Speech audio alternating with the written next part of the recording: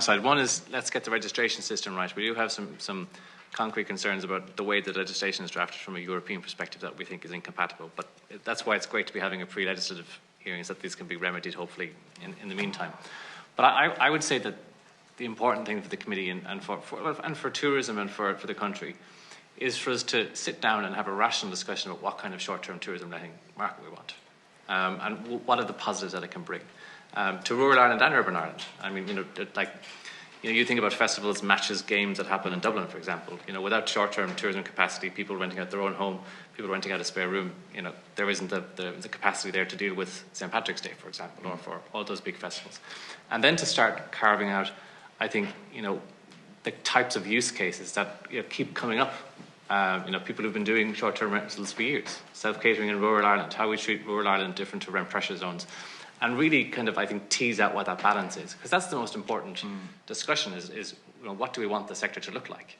And then when we've got that done, I think then you talk about, well, let's get what we've decided, that these are the rules that are in place.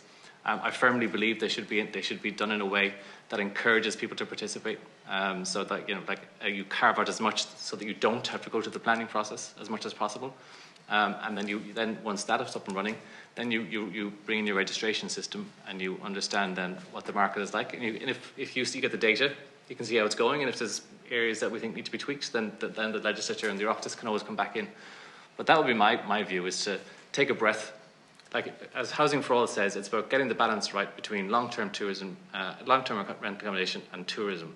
And as I said in the figures, that there is a lot at stake.